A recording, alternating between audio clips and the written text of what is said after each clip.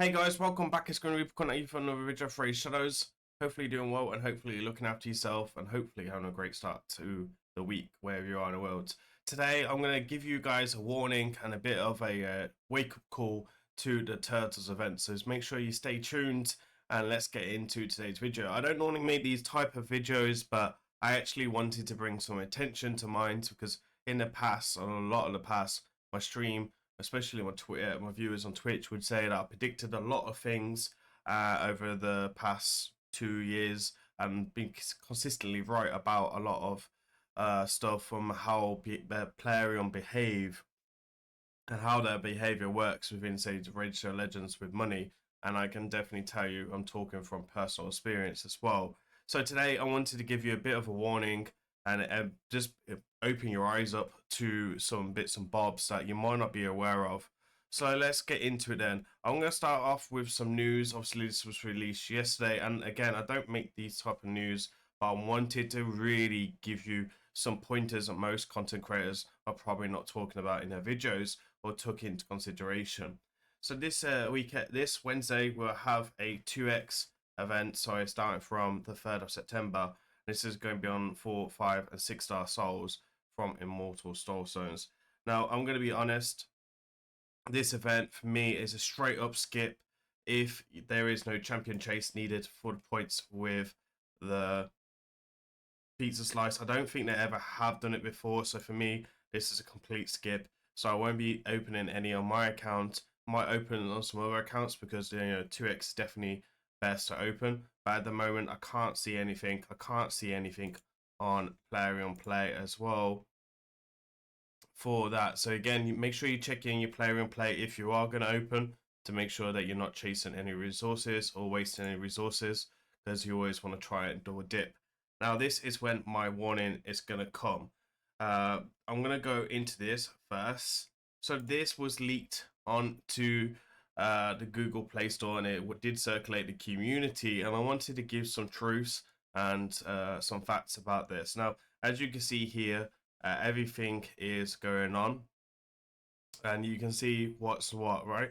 So you can see here that Donatello's crushed challenges, and will gather fragments and summon before he runs out, which is correct in some sense. And then we have Michelangelo as well, which is part of the royal stuff. So here we have the Sword Blade event, which can happen from the 7th to the 10th, and then we have the Deck of Fates from the 13th to 16th. So basically what I'm getting at is, at some point I feel like all the champions will be made available and talk about this. So personally for me, if you're a low spender or a free to play, I wouldn't chase all these champions anyway, because you're probably not going to get them if we're being realistic, and you're only probably going to get all of them if you spend crazy amount of money. Personally myself, I'm looking to try and get Leo because I think he's great in a go second team with that passive for life arena. I haven't yet tested him because I don't have access to one, but I do feel like he's going to be great. He's going to be very similar to a dwarf in the Void Legendary category. And if he is available, being Void Legendary, also Shadow King, I'm definitely going to go for him. So for me, it's all about this, a passive ability. He's also defense based, so he has great survivability. And I just need something of more boom. Now, I will be honest, this is not a 100%. 100%.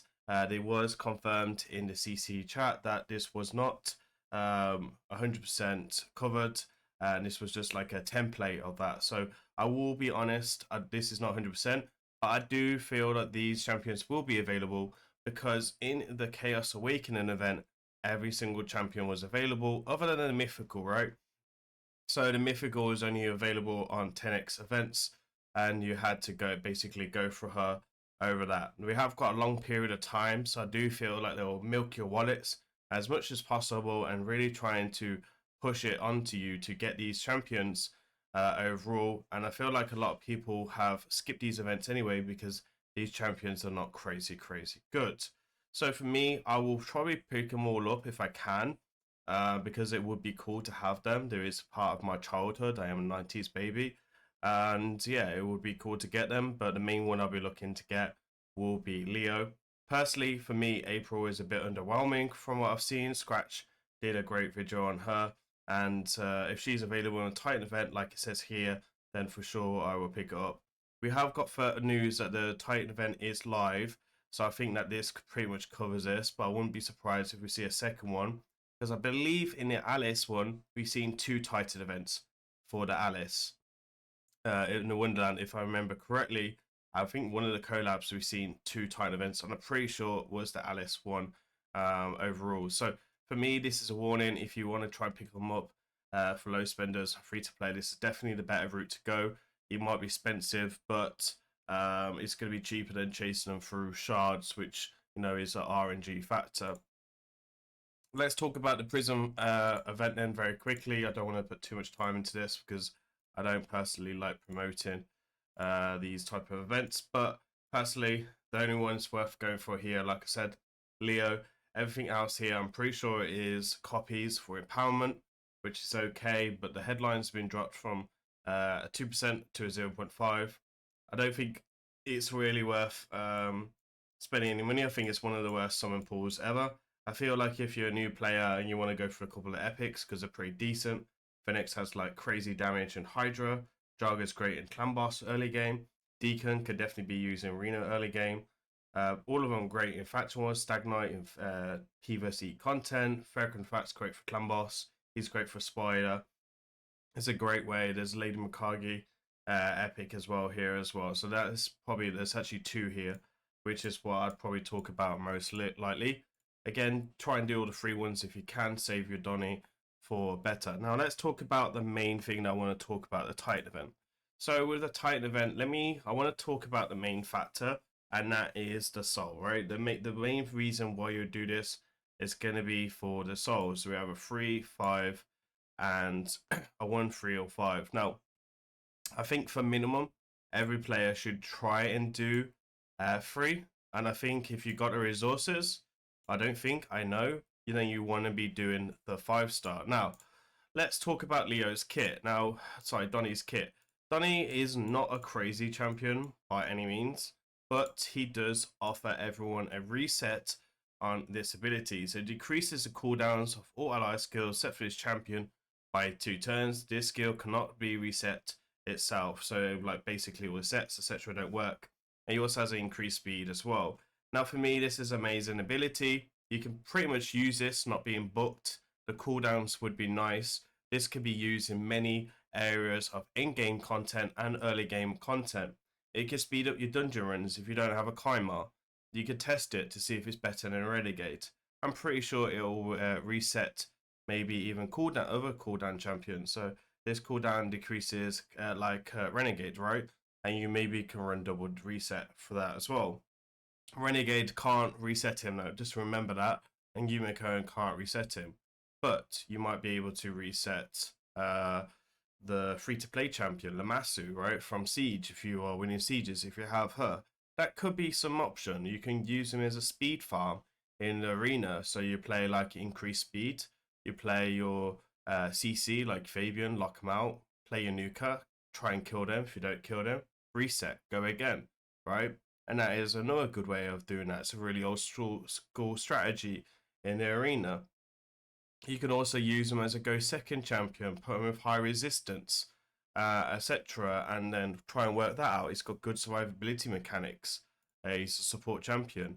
And obviously the 5-star soul will give you 75 resistance if you're trying to beat that 800. So everyone gets locked down. Again, this is a classic arena strategy. It's a 3 versus 3 strategy. We're not going to use that at the top tier, but mid-game, early game, I think would be great overall. Now, I want to talk about him in in-game content. In-game content, at the moment, Faction Wars is really, really hard. And if you don't have a Teox, if you don't have a Lazarus, Lizardman is a really hard faction to do. You got Raz and Scarred Hide, which is a free champion, who is very underwhelming, definitely needs a buff, but let's be honest, Raid won't buff him. And then you probably have Python as well, because he was a fusion, and maybe Skull Lord Vargal. None of them exactly groundbreaking champions, other than Python, right? Now, you could do with another champion to build with Python, that could work really well. Now, he has a base resistance of 45, which is not actually that high for Lizardman support. Lizardman support's definitely got better. But there's a skill here, resetting against waves is going to be really nice. Being able to cleanse or debuff some all allies against a boss and waves as well, which is going to be amazing. It's going to bring continuous heal and then strengthen for all turns. You can build him in 9-piece protection, make this unresistible. You can still go resistant, so he can't be CC'd. And if you have the 5-star soul, that's going to really help build 530 resistance, plus really good survivability stats as well as HP in all battles as well. It's going to be really great. You can also put him in bolster set for faction wars to make that work. So that is definitely all areas. I haven't seen anyone run him in faction wars. I will pick him up, and once I've got the 5-star soul, I will do a video on him for faction wars for sure. And I'll even probably try drop Lazarus as well. So he'll fill all turn meters by 20% here as well, which is great. And then he has this. Now, the 5-star blessing itself, again, if you're struggling in faction wars, will actually bring a brimstone and debuff. Now, brimstone debuff will require accuracy, so you'll need to take that into consideration, which is 475. But again, if you have a 5-star soul, it is 75 accuracy based on that. You got maxed out Great Hall, that is also good. Let's say you're not in game and you want to progress on Lizardman in to get Lydia. It's going to be a carry for you. It's an absolute, it'd probably be a 6-star in that sense for you to be 6-star straight away, because there's a lot of versatile there. We're not even talking about the utility he brings to your Doom Tower. We're not even talking about the utility he brings to your Curse City as well. So if you're trying to clear Curse City, again, it's a free 5-star. Damage dealers and 5-star blessings are really hard to get. He's going to get additional survivability from hard faction wars because he's got high level blessing. And then you can run Brimstone. Brimstone at 5 and 6-star can't be cleansed. It is a 65% chance out of 5-star Brimstone that it will land the debuff. So he's going to be really consistent and it can't be cleansed. It's always going to proc on the faction war boss. So for me, this is something, there's a reason why to go for it, because how many 5-star souls are you going to be offered by Raidshadowlegends to clear hard faction wars in Lizardman? Probably, this is most likely the only chance. He's also got a great passive as well, active and passive, that can really help him as well, which you do need to make sure he's in the right turn order. So you want to try put him in the one where you want to try and protect with his passive ability. So that is pretty much why I would do the 5-star soul if you've got the resources. Just take into consideration of events that we spoke about. I don't want to make this video too long. I do want to talk about the other goodies as well, which is the 2 relics, which just stands out to me. I do think that we want to talk about relics, so we'll talk about this one and we'll talk about this one. Now, I will be honest, we'll start with epic, and I don't want to, again, cover too much here, but I did all my epic summonings yesterday. Now, first of all, if you don't have like a ton of relics, this is a great way of getting your hands on legendary relic, if you like or not. If you're not doing live arena, if you can't do seasons or whatever, if you can't do Chimera, Ultra, Nightmare, it's really hard to get your hands on decent relics. Now, first of all, this is the only place I can think of using the 2 places to using this debuff, right? And that's he's basically using this in Hydra. It's a Hydra one really with this ability. This would be pretty cool Hydra, but again, there's better relics out there for Hydra for damage dealers. I think you could potentially put this on like a Duchess as well, etc. So you could veil her as well. Potentially that could be interesting to do, or just whatever champions you want to try and protect to do.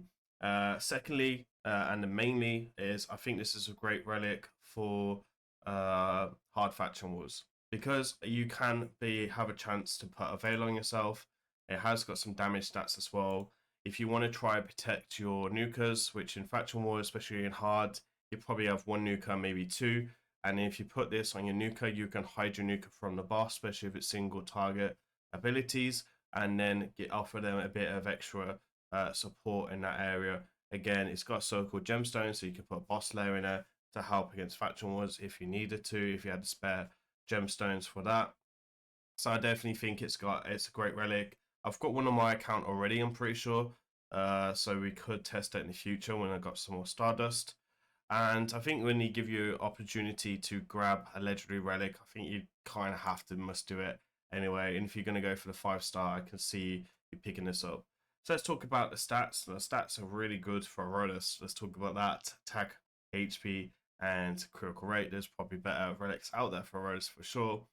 The relic itself, I'll be honest, it needs to be tested, right? I reckon delayed debuffs is going to be bugged anyway, because when they release these new stuff, they normally break it. I'm a bit disappointed they didn't offer us these. I think they could offer people this one, and it's like not broken, but it's good, right? It's not broken, but it's good. There's a lot of counters out there already to that. And then this one here is, for me, is like a, on paper, maybe a better version of Aspect of Siroth potentially. But it could also be a worse version of Aspect of Siroth, because Aspect of Siroth drops return meter. This has a bigger cooldown, so Aspect of Siroth was a 1-turn cooldown, this one is. But again, we need to delay. We need to test delay. No, there's been no testing on this, and it'll be really kind of cool to see what it can do before I make my opinion up on that. So I'll be honest, like, good gemstone slots, legendary relic, why not? I think having one of these available is perfectly fine. I think we pulled one of these on my account yesterday, so I'll probably have 2. Again, I'll probably, if I don't use it in arena, because if it's like trash, I probably won't use it in arena. But again, I won't say no to a free relic that could just take it to level 9 and do that. Now we can check if I have one available. No, I don't. So it must be one of the other accounts I'm thinking of that has one. But yeah, I think it's always good to offer relics that don't have to, and I think that this event's been fairly good anyway, because they're offering us to get these relics now or materials throughout this. I just noticed they dropped a 3-star here, which will complete this anyway without competing, right? Like, I'm like the last few events I've actually been completing for first place. I've been stuck with absolute krakens this time, because I guess I've won too many tournaments, and then someone's already, like in this one, put up like 46,000 points, which again I can compete with that, but not with epic materials. So 56 now overall. So GG to him. If you got the energy, why not? I guess that's it for today's video. It was longer than I wanted to. I apologize about that. I wanted to really give you guys a warning and what I'm thinking and what's what. I will personally be doing this Titan event because I was predicting it. RIP my shards, but you know, it is what it is. Let's get down to business and let's get the job done. Anyway, hopefully you enjoy the content. Please remember to smash the thumbs up on the video, and also like, comment, and subscribe if you can share it with your teammates as well, or clan mates. Then I would really appreciate that as well, especially if you do feel like this is a good warning to everything. As usual, I've been Grim. I'll see you on the next one. Take care. Peace.